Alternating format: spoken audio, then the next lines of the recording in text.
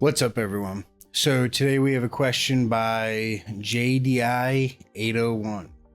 So let's get to it.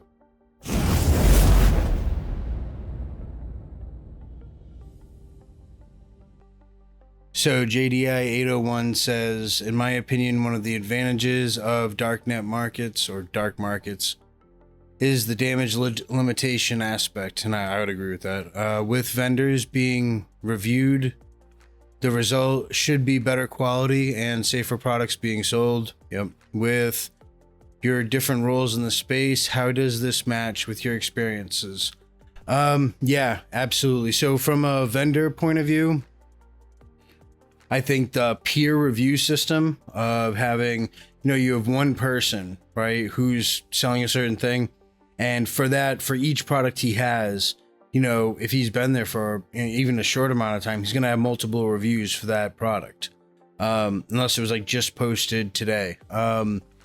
So I think that gives people insight into the quality of the product. But yeah, I definitely think that. So it's like, if you want to buy a camera, right? And you go to Walmart as opposed to hopping on Amazon, you see the massive difference between the two. With one, you have, a ton of reviews that you can kind of vet, right? You don't know the people who leave, Amazon reviews. But if there's 5,000 of them for a product and it's 5 stars, it's probably a good product, right?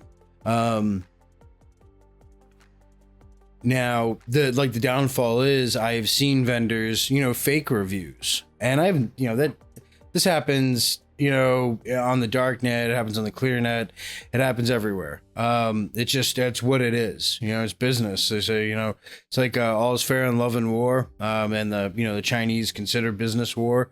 So it's a lot like that. Like she used to get, paid by vendors to make fake reviews on products. You know what I mean? So they would give her Bitcoin, she would put in these orders, and the vendor, obviously, he's never sending out any product. So, you have fake reviews too, but with the amount of community reviews that exist, it makes it difficult or impossible for someone to fake, 5,000 reviews. I mean, it's completely possible, but like, it's not something that's common, that you're going to run into a lot. I've never even seen it, so I doubt you will.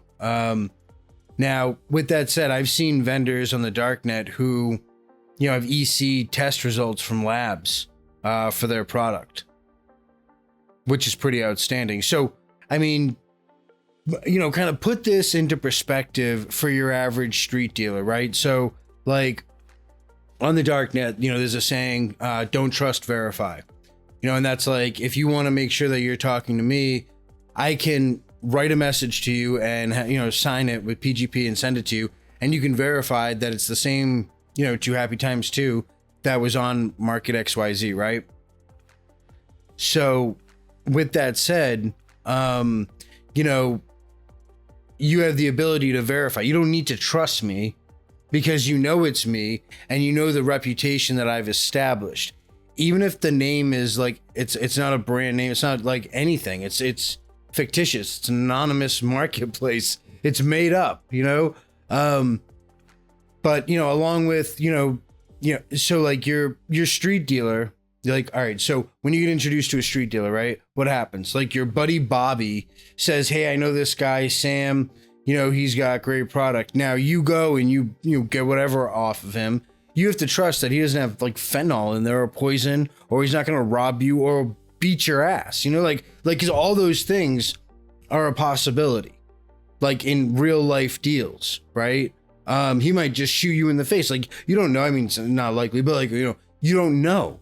With a darknet deal, no one's shooting you in the face. No one's beating you up. No one's slapping you or robbing you. Well, you might get robbed, but like if you get robbed, you can leave a comment, and you could say, this guy's product sucks, or he sent me a box full of rocks, or, he never sent anything, or any of that, Now, on the other hand, like if you leave a bad review for a vendor, My suggestion is you don't ever do business with him again, because there are definitely some less than savory characters, just like you meet in real life. They exist on the darknet too. Total sociopaths and psychopaths who, like, I've been in some forums where they have like exclusive vendor sections, and like I'll see other vendors talking about like, oh, like here's a list of blackballed buyers. And I've seen guys be like, oh yeah, like this dude left me a bad review,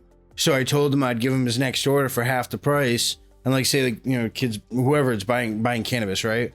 Well, what I'm gonna do, I'm gonna throw some canned fentanyl in there.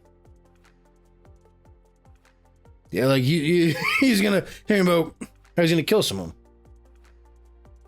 So it absolutely can be dangerous, but that's not like that's something that someone forgot they weren't on Amazon. You have more protections there than you do in the real world, but don't forget it's still a dangerous place. You still have sociopaths who do it. The people who are doing a lot of this stuff don't care about laws. What's that tell you? It tells me that they're dangerous, to an extent. Like, I knew the potential to face 20 years, 50 years. I knew that potential existed, and I did it anyways. Like, so it's something serious. But like, at the end of the day, like the review system alone, I think makes it a much safer environment. Now the thing is, if they were to legalize all these drugs, right? Legalize them all. Now they're all sold at pharmacies. What happens is like a gram of heroin always has a specific potency, right? It never changes. It's like you don't go into a pharmacy and get Tylenol, and this pharmacy has stronger Tylenol than that pharmacy, right? You don't hear about people ODing on Tylenol or Advil, right? And that's because it's regulated. There's a standard, and it's followed. And when you don't have that, it's just not good. You have people that die from it, and you have people who profit greater from that disparity. So like I absolutely think that, harm reduction, just the amount of information that's available on the darknet when you're placing an order, vis-a-vis harm reduction is exponentially more than what you're going to find on the clearnet. In real life, that drug dealer on the side of the road isn't going to show you EC results for the cocaine or the heroin you're buying. Here's pure is tested in this South American lab. He doesn't care. He doesn't care if it's pure. He doesn't care, he cares if it's pure if you're a new customer so he can get you hooked. Then he can start cutting it down and killing it. You know what I mean? Like making a killing, like, but that's the only reason he's going to care about your drug quality, whereas that guy on the darknet, like he has reviews can kill him, and it's like people are like, well, he could just go make a new username. Yeah, sure. He can, but now he loses his entire customer base and, everything he worked hard for. It's like, a company that rebrands to something completely different, 9 times out of 10, why do they do it? They do it because something really bad happened, right? Or like their business isn't doing well. They never do it because they're doing exceptional. They're never like, oh, wow, we're making a killing. Last year we were making millions. Now we're making billions. Hey, let's rebrand. No one does that. You know what I mean? So, side issue. So I think the reviews help. I think the fact that there's no violence definitely helps. I think the fact that the vendors that you're looking at are competing on a global level. Like, so that local guy, he has to compete, in that city, that town, that block, that county, whatever it is. He has to compete in that area with those drug prices and that quality of product. And like a lot of the times, all the dealers that typically, they're getting it from a collective source. It's just how many people is it going through? So like if you're getting trees, it's like how many people did that cannabis have to go through before it got to you? The less people, the better the you know, the better the price is going to be, you know, but it might be 20 people. And then that process might take a year. So it might be stale, you know, like it might be dry. It might, you know, you don't know. And that's the thing I don't like. I mean, who doesn't want to get it from the supplier? You know what I mean? Like, and I think, you know, and just for the reviews alone, but also the harm reduction, the knowledge that's available, the fact that the person you're talking to, or the person that's putting that listing up, most likely is an expert on the subject, you know. You know, I've met dudes who have like CCIEs on the darknet who are darknet vendors, and these dudes are super intelligent, you know. I think they're, you know, making the wrong choice. Like I made the wrong choice. It's not a, you know, it's a bad way to make money, especially when you have that kind of cert. You know, it's stupid.